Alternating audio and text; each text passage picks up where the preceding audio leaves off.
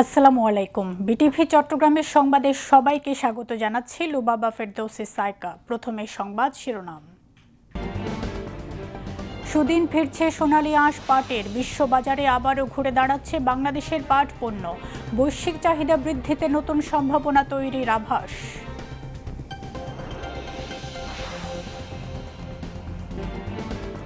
ঢাকার চারপাশের নৌপথগুলো সচল করার নির্দেশ প্রধানমন্ত্রী তারেক রহমানের।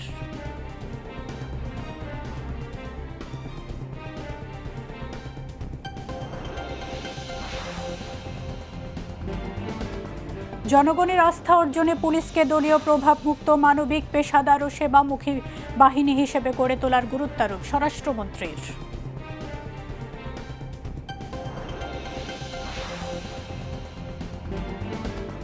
অপরাজনীতির বিরুদ্ধে কথা বলা তরুণরাই গণঅভ্যুত্থানের পাদ ও প্রদীপের আলোয় ছিল, মন্তব্য তথ্য ও সম্প্রচার মন্ত্রীর।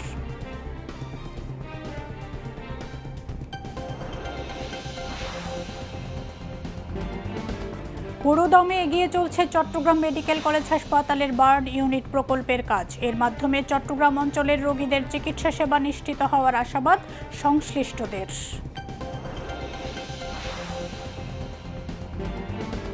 আপাতত ইরানে হামলা বন্ধ রাখার ঘোষণা ট্রাম্পের। হামলা হলে যুক্তরাষ্ট্রকে কঠোর জবাবের হুঁশিয়ারি তেহরানের।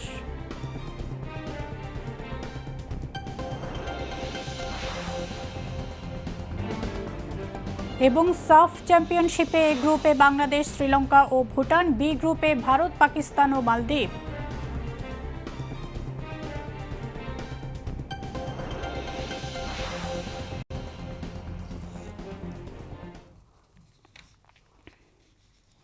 এতক্ষণ সংবাদ শিরোনাম শুনলেন, এবার বিস্তারিত।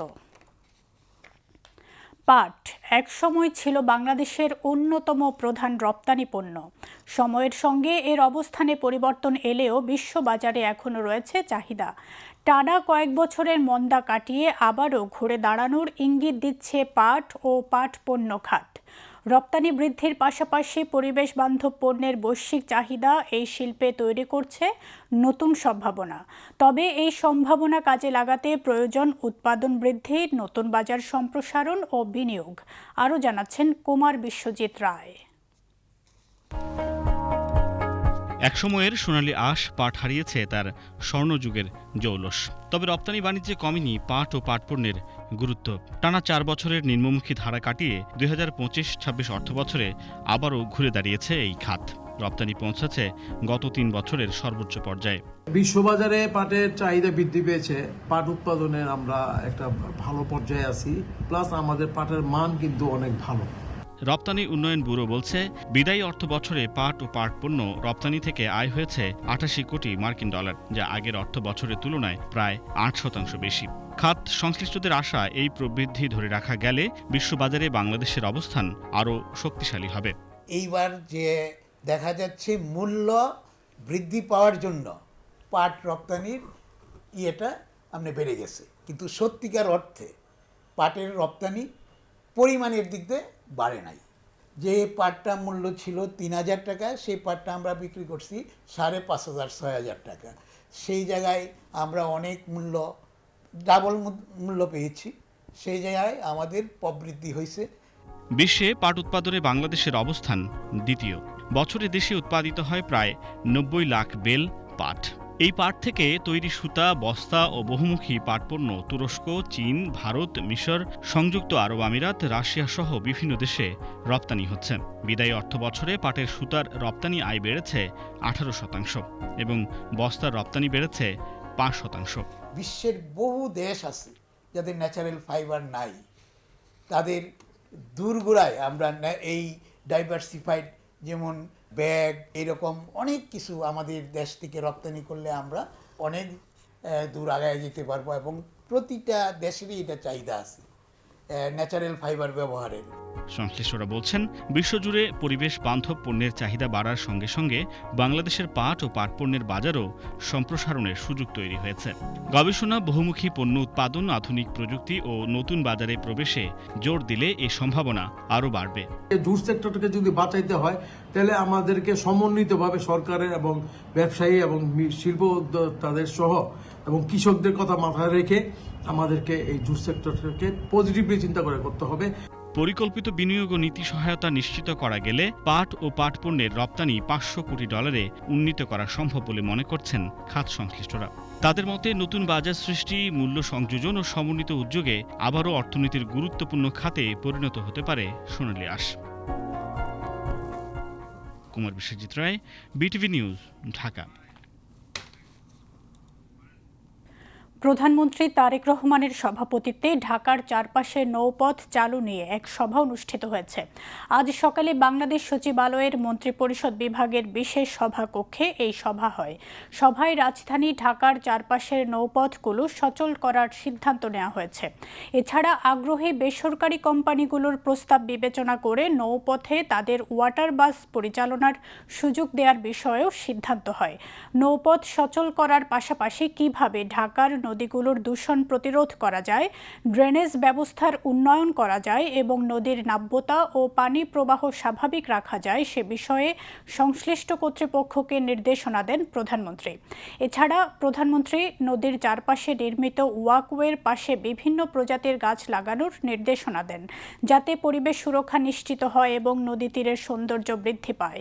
সভায় সড়ক পরিবহন ও সেতু, রেলপথ এবং নৌ পরিবহন মন্ত্রী শেখ রবিউল আলম, পরিবেশ, বন ও জলবায়ু পরিবর্তন প্রতিমন্ত্রী শেখ ফরিদুল ইসলাম, ঢাকা উত্তর সিটি কর্পোরেশনের প্রশাসক মোহাম্মদ শফিকুল ইসলাম খান, ঢাকা দক্ষিণ সিটি কর্পোরেশনের প্রশাসক মোহাম্মদ আব্দুস সালাম, প্রধানমন্ত্রীর অতিরিক্ত প্রেস সচিব আতিকুর রহমান রুমন সহ সংশ্লিষ্ট মন্ত্রণালয় ও সংস্থার ঊর্ধ্বতন কর্মকর্তারা উপস্থিত ছিলেন। নৌপথ দূষণমুক্ত করে ব্যবহার উপযোগী করতে নির্দেশ দিয়েছেন প্রধানমন্ত্রী তারেক রহমান।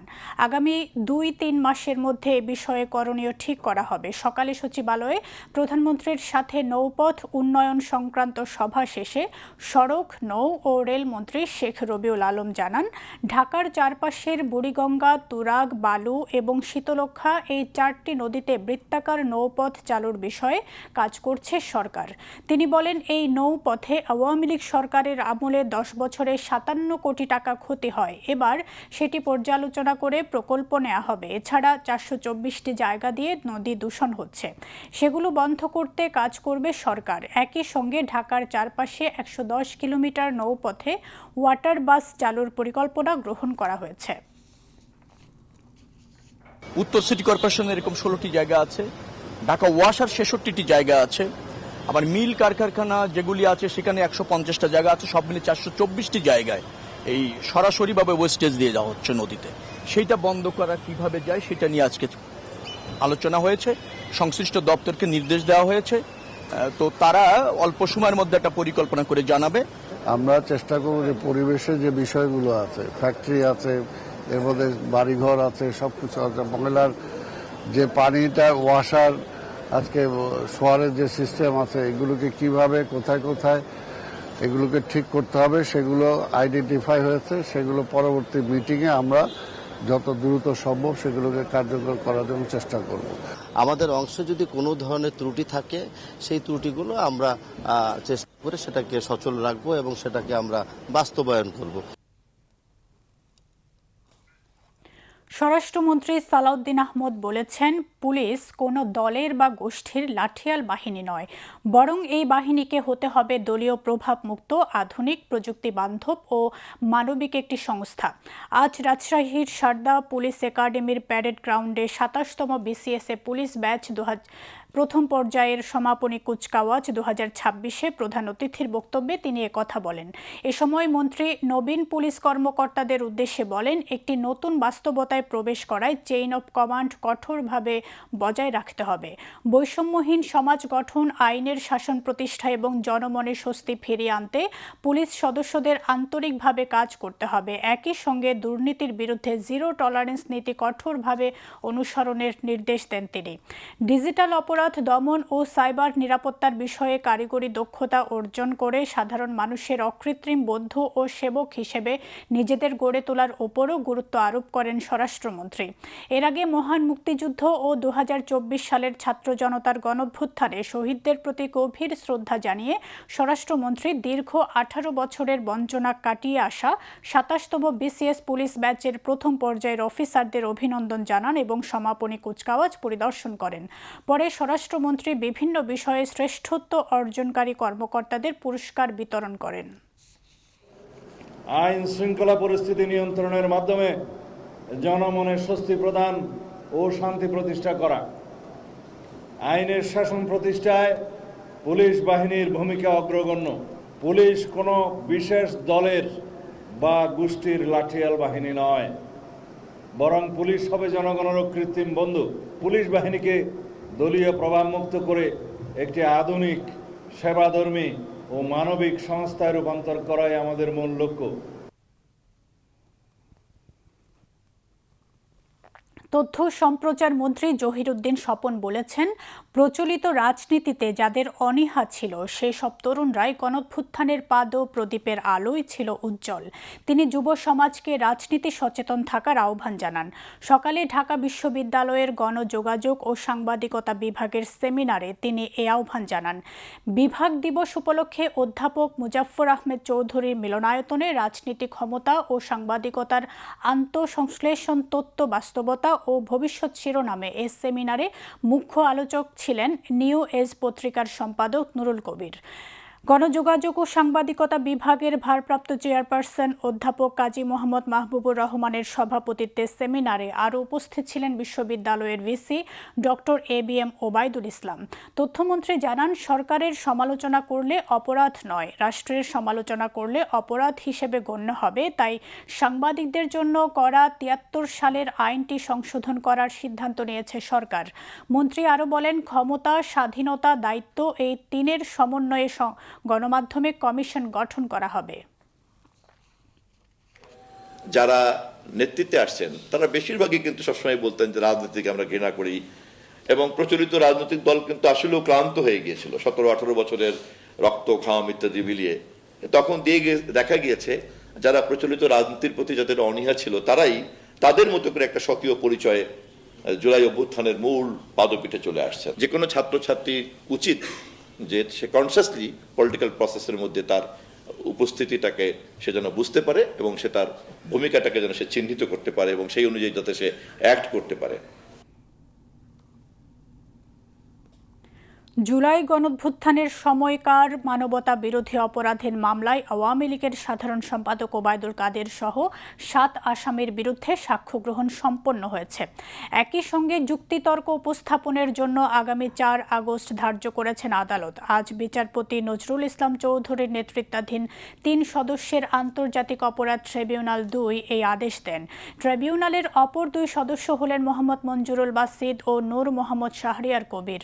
ওবায়দুল কাদের সহ মামলার অন্য আসামিরা হলেন কার্যক্রম নিষিদ্ধ আওয়ামী লীগের যুগ্ম সাধারণ সম্পাদক আফম বাহাউদ্দিন নাসিম, সাবেক তথ্য প্রতিমন্ত্রী মোহাম্মদ আলী আরাফাত, যুবলীগের সভাপতি শেখ ফজলে শামস পরশ ও সাধারণ সম্পাদক মাইনুল হোসেন খান নিখিল, নিষিদ্ধ ঘোষিত ছাত্রলীগের সভাপতি সাদ্দাম হোসেন ও সাধারণ সম্পাদক শেখ ওয়ালি আসিফ ইনান। জনগণের ন্যায় বিচার নিশ্চিত করা, সংবিধান ও আইনের শাসন সমুন্নত রাখা এবং রাষ্ট্রের স্বার্থ রক্ষায় সমন্বিতভাবে কাজ করতে নবনিয়োগপ্রাপ্ত ডেপুটি ও সহকারী অ্যাটর্নি জেনারেলদের প্রতি আহ্বান জানিয়েছেন attorney general barrister Ruhul Quddus Kajal. সকালে সুপ্রিম কোর্টে নতুন নিয়োগপ্রাপ্ত ২৬৬ জন আইন কর্মকর্তাদের সাথে প্রথম কর্মদিবসে মত বিনিময় শেষে অ্যাটর্নি জেনারেলের কার্যালয়ে সাংবাদিকদের সঙ্গে তিনি এসব কথা বলেন। অ্যাটর্নি জেনারেল বলেন, সরকার আইন কর্মকর্তাদের অ্যাটর্নি জেনারেল অফিসে দায়িত্ব দিয়েছে, কিন্তু প্রকৃত অর্থে জনগণই আইন কর্মকর্তাদের ক্লায়েন্ট। রুহুল কুদ্দুস কাজল বলেন, দেশের মানুষ চায় সততা, যোগ্যতা, কর্মদক্ষতা, দেশপ্রেম ও জাতীয় চেতনার প্রতিফলন ঘটুক। তিনি আশা প্রকাশ করে বলেন, সরকার এসব বিষয় বিবেচনায় নিয়েই নতুন আইন কর্মকর্তাদের দায়িত্ব দিয়েছে। এখন তাদের দায়িত্ব হবে সেই আস্থার প্রতিফলন ঘটিয়ে নিষ্ঠা, সততা ও দক্ষতার সঙ্গে দায়িত্ব পালন করা।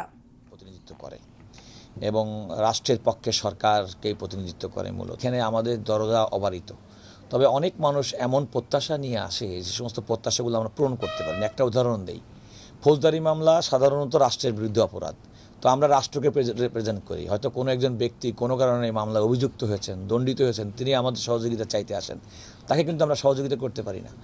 কিন্তু আদালতে আমাদের মামলা পরিচালনার ক্ষেত্রে প্রকৃতপক্ষে কোনো রং যদি দেখি, যে সরকারের কোনো সংস্থা সংগঠনের কাজে কোনো কারণে ভুল হয়েছে এবং যে কারণে একজন নাগরিক ক্ষতিগ্রস্ত হবে, তার অধিকার লঙ্ঘিত হচ্ছে, সেক্ষেত্রে আমরা কিন্তু তাদেরকে সহযোগিতা করি। সুতরাং আমরা সরকারকে ব্লেটেন্টলি সাপোর্ট করি এমন কিন্তু না।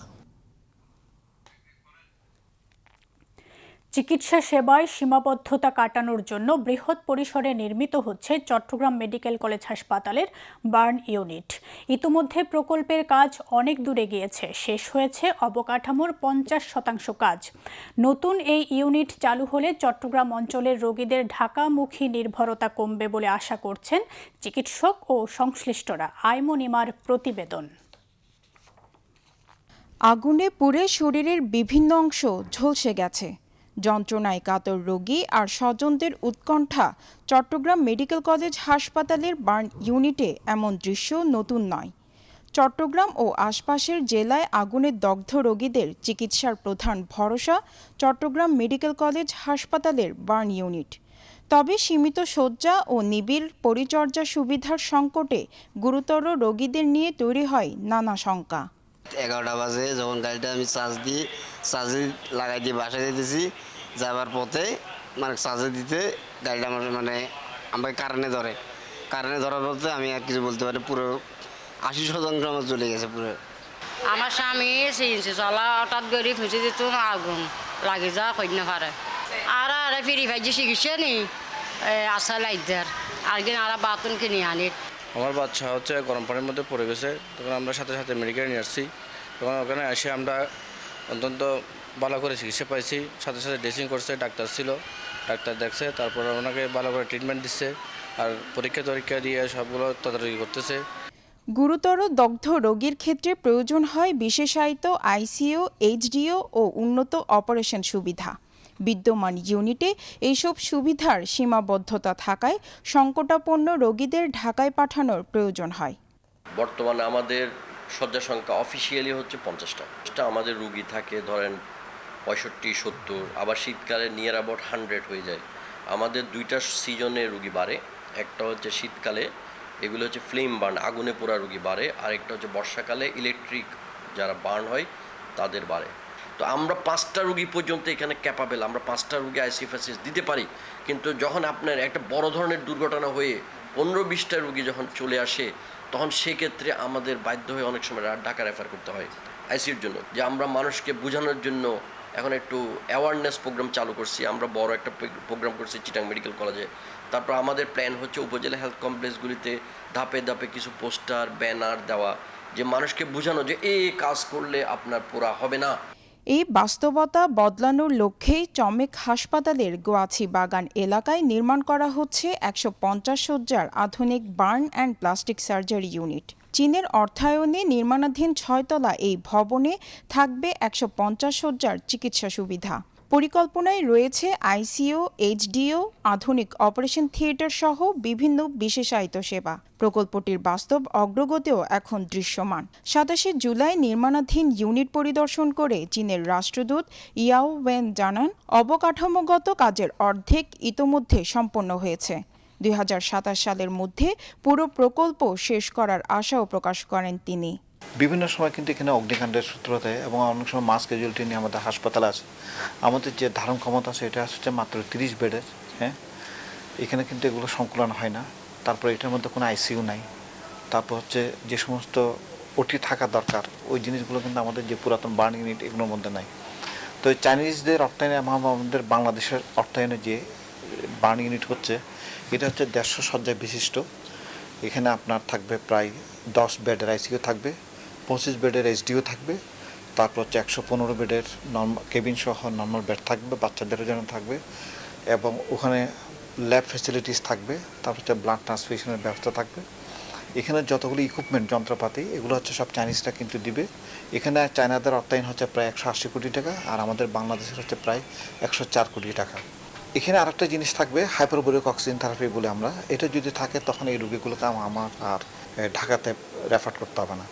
তারপরে এখানে 4টা হচ্ছে অত্যাধুনিক ওটি থাকবে, যেগুলো আমাদের যে পুরাতন যে বার্ন ইউনিট আছে ওটার মধ্যে এগুলি নাই। পরে এটা ইনশাল্লাহ শেষ হবে আগামী বছর মে অথবা জুন মাসে আমাদেরকে হ্যান্ডওভার করবে।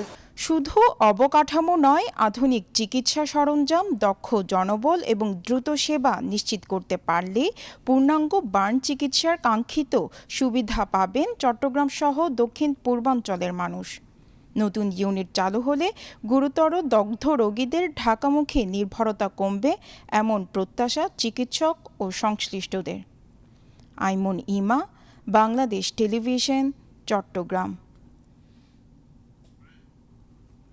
এবার আন্তর্জাতিক সংবাদ।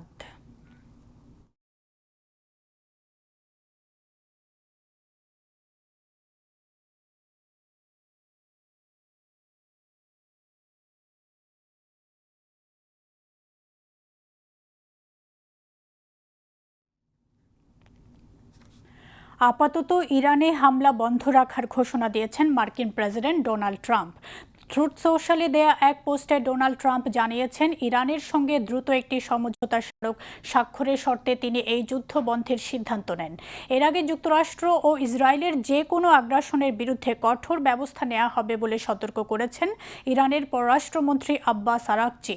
অন্যদিকে মার্কিন পররাষ্ট্রমন্ত্রী মার্কো রুবিও বলেন, আগামী কয়েক সপ্তাহের মধ্যে রাশিয়া ও ইউক্রেনের মধ্যে শান্তি আলোচনা আবার শুরু হবে। শোয়েব আহমেদের ডেস্ক রিপোর্ট। ইরানে হামলার পরিকল্পনা বাতিল করেছে যুক্তরাষ্ট্র। দেশটির প্রেসিডেন্ট ডোনাল্ড ট্রাম্প জানিয়েছেন, দ্রুত একটি সমঝোতায় পৌঁছানোর স্বার্থে তিনি ইরানের উপর পরিকল্পিত সামরিক হামলা বাতিল করার সিদ্ধান্ত নিয়েছেন। নিজের সামাজিক যোগাযোগ মাধ্যম ট্রুথ সোশ্যালে দেওয়া এক পোস্টে এ তথ্য জানান ট্রাম্প। পোস্টে তিনি দাবি করেন, যুক্তরাষ্ট্র ইরানের বিরুদ্ধে দ্বিতীয় বিশ্বযুদ্ধের পর নজিরবিহীন মাত্রার সামরিক শক্তি প্রয়োগের জন্য প্রস্তুত ছিল। তবে তিনি বলেন, ইরান এবং মধ্যপ্রাচ্যের কয়েকটি দেশ যুক্তরাষ্ট্রকে হামলা থেকে বিরত থাকার অনুরোধ জানিয়েছে, কারণ একটি সম্ভাব্য চুক্তির মৌলিক কাঠামো বা রূপরেখা নিয়ে সমঝোতা হয়েছে।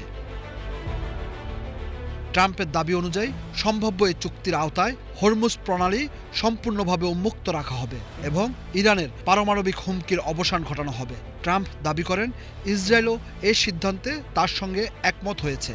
তবে ট্রাম্পের এই দাবির বিষয়ে ইরান বা ইসরায়েলের পক্ষ থেকে তাৎক্ষণিকভাবে কোনো আনুষ্ঠানিক প্রতিক্রিয়া পাওয়া যায়নি। এদিকে যুক্তরাষ্ট্র ও ইসরায়েলের যে কোনো আগ্রাসনের বিরুদ্ধে কঠোর ব্যবস্থা নেওয়া হবে বলে সতর্ক করেছেন ইরানের পররাষ্ট্রমন্ত্রী আব্বাস আরাকচি। তুরস্ক, পাকিস্তান ও সৌদি আরবের পররাষ্ট্রমন্ত্রীদের সাথে আলাদাভাবে টেলিফোনে আলোচনাকালে আব্বাস আরাকচি বলেন, যুক্তরাষ্ট্র ও ইসরায়েলের যে কোনো হামলার দৃঢ় ও আনুপাতিক জবাব দেবে ইরান। পাশাপাশি পারস্য উপসাগরীয় অঞ্চলের যেসব দেশ ব্যবহার করে যুক্তরাষ্ট্র ইরানে হামলা চালাচ্ছে তাদের বিষয়েও সতর্ক করেছেন আব্বাস আরাকচি। এছাড়া গাজায় যুদ্ধবিরতি ও হামাসের নিরস্ত্রীকরণ নিয়ে নতুন মার্কিন উদ্যোগের মধ্যে গাজা উপত্যকায় আবারও বিমান হামলা চালিয়েছে ইসরায়েল। সর্বশেষ হামলায় অন্তত 8 ফিলিস্তিনি নিহত হয়েছে বলে জানিয়েছেন গাজা সিভিল ডিফেন্স।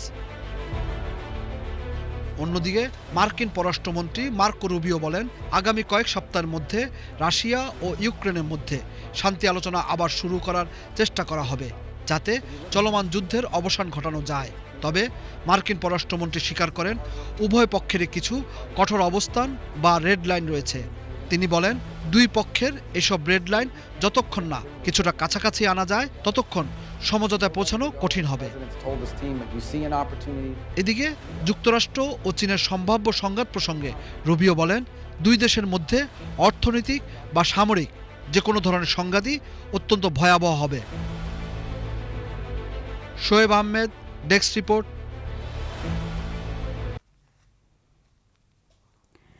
পেরুর দক্ষিণাঞ্চলে একটি পর্যটকবাহী বিমান দুর্ঘটনায় অন্তত ১৩ জন নিহত হয়েছেন। পুলিশ জানিয়েছে, দেশটির দক্ষিণ অঞ্চলের নাজকা লাইন্স প্রত্নতাত্ত্বিক এলাকার উপর দিয়ে ওড়ার সময় বিমানটি বিধ্বস্ত হয়। নিহতদের মধ্যে ২ জন পাইলট ও ১১ জন যাত্রী ছিল। দুর্ঘটনার খবর পেয়ে দ্রুত উদ্ধারকারী দল ও জরুরি সেবা সংস্থাগুলোর ঘটনাস্থলে পৌঁছে উদ্ধার অভিযান শুরু করে। তাৎক্ষণিকভাবে নিহতদের পরিচয় সম্পর্কে বিস্তারিত কিছু প্রকাশ করেনি দেশটির কর্তৃপক্ষ। এদিকে ইন্দোনেশিয়ায় যাত্রীবাহী জাহাজে অগ্নিকাণ্ডে ৪১ জন নিহত হয়েছে। নিখোঁজ রয়েছে আরও অন্তত ৪১ জন। জাহাজের ক্যাপ্টেনের বরাত দিয়ে বিবিসি জানিয়েছে, দেশটির দ্বিতীয় বৃহত্তম শহর পূর্ব জাভার সুরাবায়া থেকে ২৫০ জন যাত্রী নিয়ে দক্ষিণের শহর মাকাসারে যাচ্ছিল। পথে মাদুরা দ্বীপের কাছে স্থানীয় সময় সকাল ৬টা থেকে ৭টার মধ্যে এই দুর্ঘটনা ঘটে। রাশিয়ার রাজধানী মস্কোর কেন্দ্রস্থলের কাছাকাছি একটি জনপ্রিয় ইতালীয় রেস্তোরাঁয় শক্তিশালী বোমা বিস্ফোরণে অন্তত ৩ জন নিহত এবং ২১ জন গুরুতর আহত হয়েছেন। রাশিয়ার রাষ্ট্রীয় বার্তা সংস্থা ও নিরাপত্তা বাহিনী এই তথ্য নিশ্চিত করেছে। স্থানীয় সময় রাত ৮টার দিকে মস্কোর প্রাণকেন্দ্রের নিকটবর্তী কুন্দ্রিনস্কায়া স্কোয়ারের একটি ভবনে এই ভয়াবহ বিস্ফোরণের ঘটনাটি ঘটে। রাশিয়ার ন্যাশনাল অ্যান্টি টেরোরিস্ট কমিটির প্রাথমিক তদন্তে জানা গেছে, এক নারী শরীরে বা ব্যাগে বিস্ফোরক বহন করে রেস্তোরাঁটিতে প্রবেশের চেষ্টা করছিলেন। তবে প্রবেশদ্বারে কর্তব্যরত নিরাপত্তা কর্মী তাকে সন্দেহভাজন হিসেবে আটকে দেন। ঠিক তখনই বিস্ফোরক ডিভাইসটির বিস্ফোরণ ঘটে। ঘটনাস্থলেই হামলাকারী নারী, নিরাপত্তা কর্মী এবং রেস্তোরাঁয় আসা একজন অতিথি নিহত হন। ঘটনার পরপরই কুন্দ্রিনস্কায়া স্কোয়ারের চারপাশের প্রধান সড়কগুলো সাময়িকভাবে বন্ধ করে দেয় আইনশৃঙ্খলা রক্ষাকারী বাহিনী। ঘটনার তদন্ত শুরু করেছে রাশিয়ার কেন্দ্রীয় তদন্তকারী সংস্থা। আবারও দেশের খবর। এবার সংবাদের সত্যতা যাচাই ভিত্তিক পরিবেশনা ফ্যাক্ট চেক, সত্য জানুন।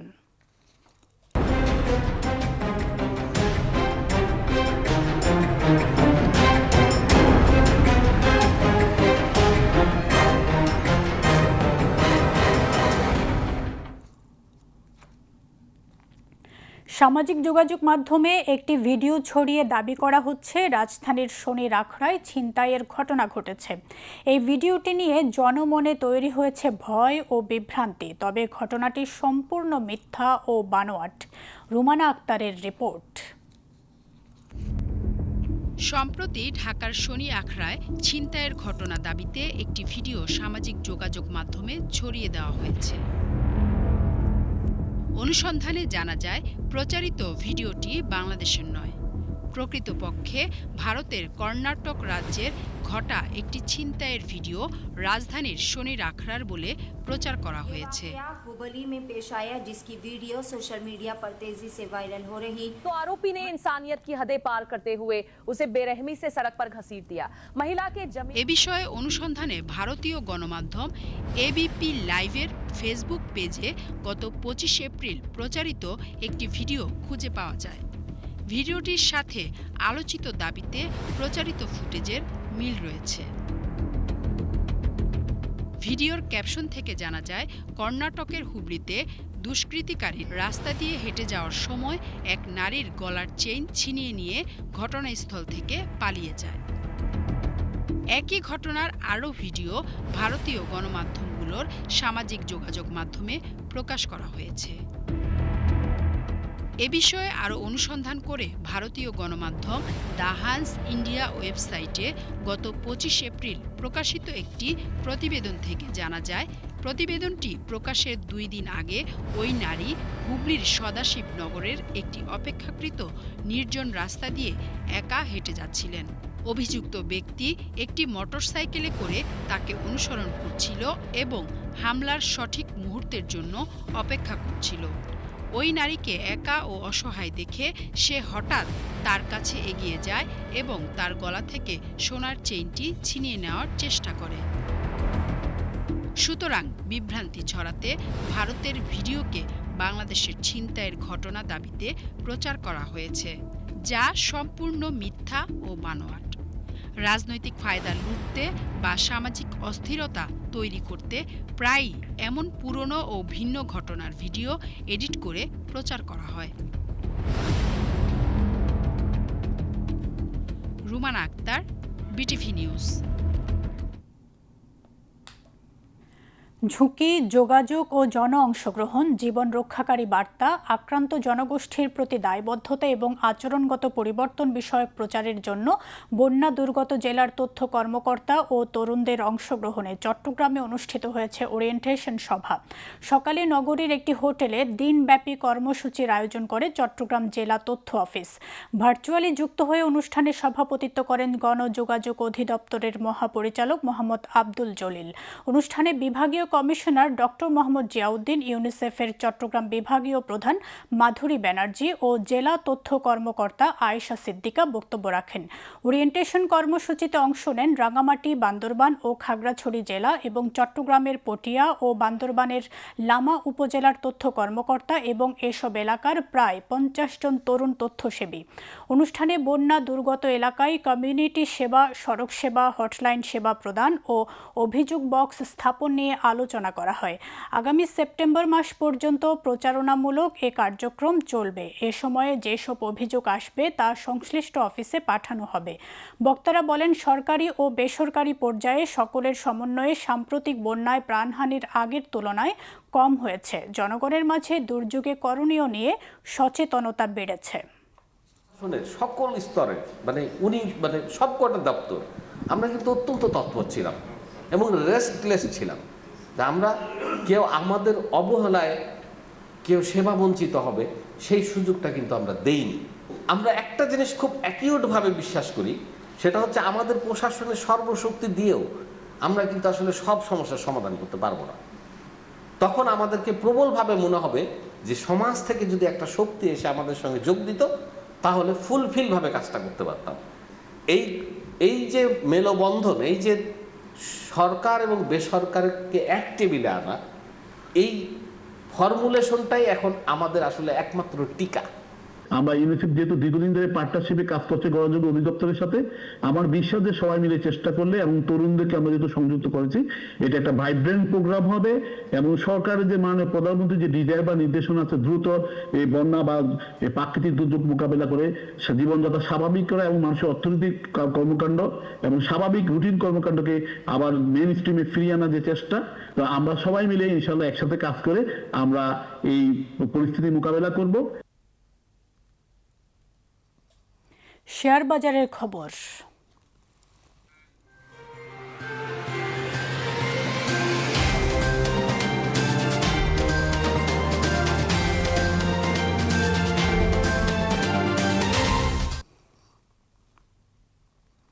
সপ্তাহের শুরুতে চট্টগ্রাম স্টক এক্সচেঞ্জে চাঙ্গা ভাব বিরাজ করছে। আজ শেয়ারে লেনদেন কম হলেও মূল্যসূচক বেড়েছে।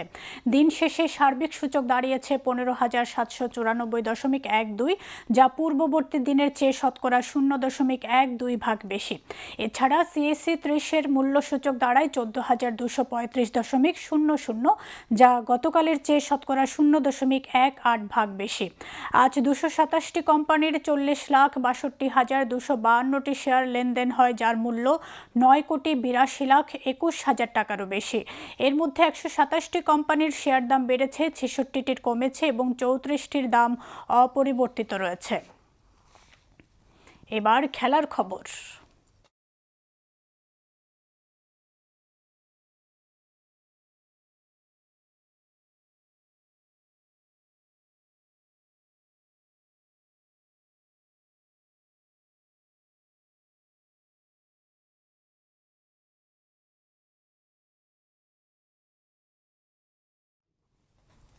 ফুটবল।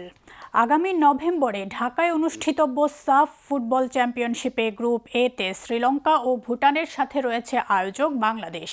ভুটানের রাজধানী থিম্পুতে অনুষ্ঠিত এই দক্ষিণ এশিয়ার বিশ্বকাপ খ্যাত সাফ চ্যাম্পিয়নশিপের ড্র। বাংলাদেশ তুলনামূলক সহজ একটি গ্রুপে স্থান পায়। অন্যদিকে দক্ষিণ এশিয়ার অন্যতম শক্তিশালী দল ভারত রয়েছে মালদ্বীপ ও পাকিস্তানের সাথে গ্রুপ বিতে।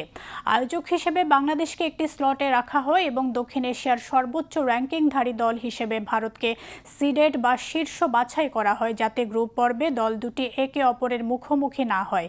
ফিফা কর্তৃক নিষেধাজ্ঞার কারণে ড্রতে নেপালকে রাখা হয়নি। সাফ জানিয়েছে চূড়ান্ত সিদ্ধান্ত নেওয়ার আগে তারা নির্ধারিত সময়সীমা পর্যন্ত অপেক্ষা করবে। যদি ফিফা যথাসময়ে নিষেধাজ্ঞা তুলে নেয় তবে নেপাল, বাংলাদেশ, শ্রীলঙ্কা ও ভুটানের সাথে গ্রুপ এতে যুক্ত হবে। টুর্নামেন্টটি 4 থেকে 17 নভেম্বর পর্যন্ত ঢাকায় অনুষ্ঠিত হবে। 2018 সালে সর্বশেষ এই প্রতিযোগিতা আয়োজন করে বাংলাদেশ। বাংলাদেশ এর আগে 2003 ও 2009 সালেরও আয়োজক ছিল। 2003 সালের আসরে নিজেদের একমাত্র শিরোপা জিতে লাল সবুজ পতাকাবাহীরা। এই টুর্নামেন্ট সর্বশেষ 2023 সালে ভারতের বেঙ্গালুরুতে আয়োজন হয়েছিল। বাংলাদেশ ওই টুর্নামেন্ট শেষ 4-এ খেলে বিদায় নেয়। এবার আবহাওয়ার খবর।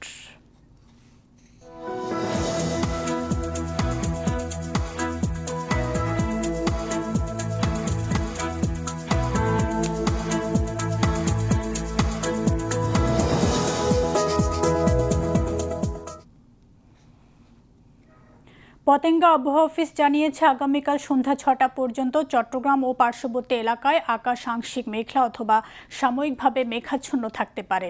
সেই সাথে অস্থায়ীভাবে কিছু কিছু জায়গায় দমকা বা ঝোড়ো হাওয়া সহ হালকা থেকে মাঝারি ধরনের বৃষ্টি অথবা বজ্র সহ বৃষ্টিপাত এবং কোথাও কোথাও মাঝারি ধরনের ভারী বর্ষণের সম্ভাবনা রয়েছে। দিন ও রাতের তাপমাত্রা প্রায় অপরিবর্তিত থাকতে পারে। পরবর্তী 24 ঘন্টায় আবহাওয়ার সামান্য পরিবর্তনের সম্ভাবনা রয়েছে। নগরীতে আজ সর্বোচ্চ তাপমাত্রা ছিল 32.2 ডিগ্রি সেলসিয়াস, যা স্বাভাবিকের চেয়ে 1.1 ডিগ্রি বেশি এবং সর্বনিম্ন তাপমাত্রা ছিল 26.4 ডিগ্রি সেলসিয়াস, যা স্বাভাবিকের চেয়ে 1.3 ডিগ্রি বেশি। আগামীকাল চট্টগ্রামে সূর্যোদয় 5টা 25 মিনিটে এবং সূর্যাস্ত 6টা 33 মিনিটে। এবার জানিয়ে দিচ্ছি কর্ণফুলী নদীতে আগামীকালের জোয়ার ভাটার সময়সূচি। ভাটা শুরু হবে রাত 3টা 21 মিনিটে, জোয়ার সকাল 9টা 59 মিনিটে। পরবর্তী ভাটা শুরু হবে বিকেল 3টা 35 মিনিটে এবং জোয়ার রাত 10টা 21 মিনিটে।